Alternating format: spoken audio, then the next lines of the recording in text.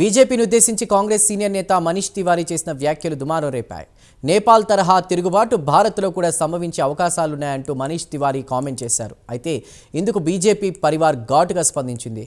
భారత్లో వారసత్వ రాజకీయాలకు రాహుల్ గాంధీ ఒక ప్రతీకగా నిలిచారని బీజేపీ నాయకులు మండిపడ్డారు.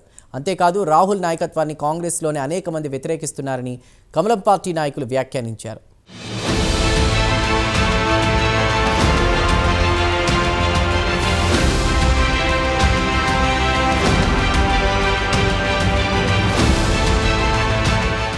మనీష్ తివారీ జాతీయ రాజకీయాల గురించి అవగాహన ఉన్నవారికి బాగా తెలిసిన పేరు. కాంగ్రెస్ పార్టీ సీనియర్ నేతల్లో మనీష్ ఒకరు.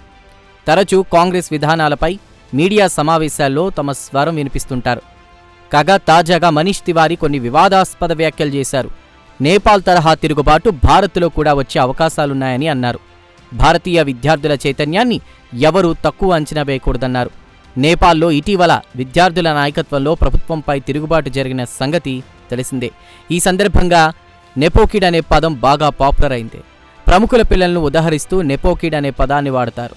కాగా పరోక్షంగా భారతదేశంలోనూ పరిస్థితులు బాగాలేవని బీజేపీ నాయకులను మనీష్ తివారీ హెచ్చరించారు. ఈ మేరకు ఎక్స్ వేదికగా ఆయన పోస్టు పెట్టారు.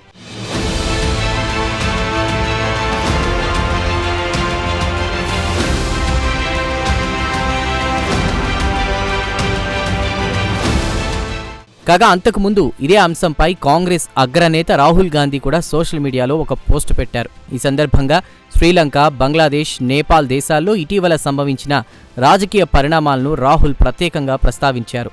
ఆయా దేశాల్లోని విద్యార్థి లోకంపై ఆయన ప్రశంసలు కురిపించారు.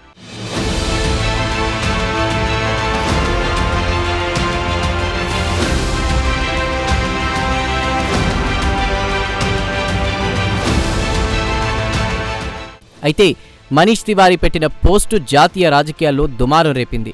మనీష్ తివారీ వ్యాఖ్యలను బీజేపీ పరివార్ సీరియస్గా తీసుకుంది. ఇంకేముంది, వెంటనే రంగంలోకి దిగింది. మనీష్ తివారీకి కౌంటర్లు ఇవ్వడం మొదలుపెట్టింది. భారతదేశంలో రాహుల్ గాంధీని మించిన నెపోకిడ్ ఎవరూ లేరని బీజేపీ ఐటీ సెల్ విభాగం అధినేత అమిత్ మాలవీయ కౌంటర్ ఇచ్చారు. అంతేకాదు భారత్లో వారసత్వ రాజకీయాలకు రాహుల్ గాంధీ ఒక ప్రతీకగా నిలిచారని ఆయన మండిపడ్డారు. గాంధీ కుటుంబం కొన్ని తరాల నుంచి భారత రాజకీయాల్లో ఉన్న సంగతి అందరికీ తెలిసిందేనన్నారు. గాంధీ కుటుంబంలో 4 తరాలకి రాహుల్ ప్రాతినిధ్యం వహిస్తున్నారని మాలవీయ గుర్తు చేశారు.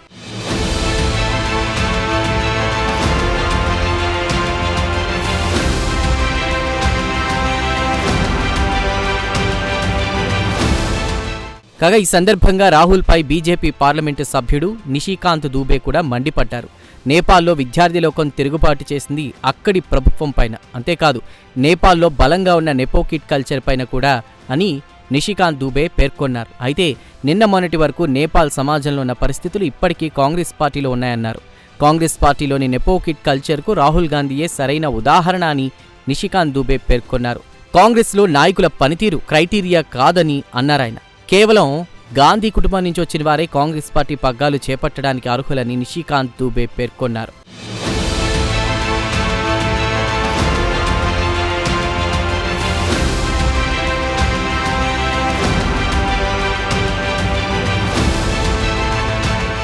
అలాగే నెపోకిడ్ కారణంగానే రాహుల్ గాంధీ ఇవాళ కాంగ్రెస్లో అగ్రనేతగా ఎదిగారని నిషికాంత్ దూబే వివరించారు. రాజీవ్ గాంధీ తనయుడు కావడమే రాహుల్ గాంధీ ఏకైక అర్హతగా మారిందన్నారు నిషికాంత్ దూబే. అయితే నాయకుడి స్థానానికి వచ్చినా కూడా అందుకు తగ్గట్టు రాహుల్ గాంధీ ప్రవర్తించడం లేదని నిషికాంత్ దూబే దుయ్యబట్టారు. విదేశాలకు వెళ్లి అక్కడ భారతదేశ ప్రభుత్వాన్ని విమర్శించడం రాహుల్కు అలవాటుగా మారిందని దూబే ఘాటు విమర్శలు చేశారు. అంతేకాదు రాహుల్ నాయకత్వంతో విభేదించి అనేక మంది కాంగ్రెస్ సీనియర్లు పార్టీ నుంచి బయటకు వెళ్లారని కూడా నిషికాంత్ దూబే గుర్తు చేశారు.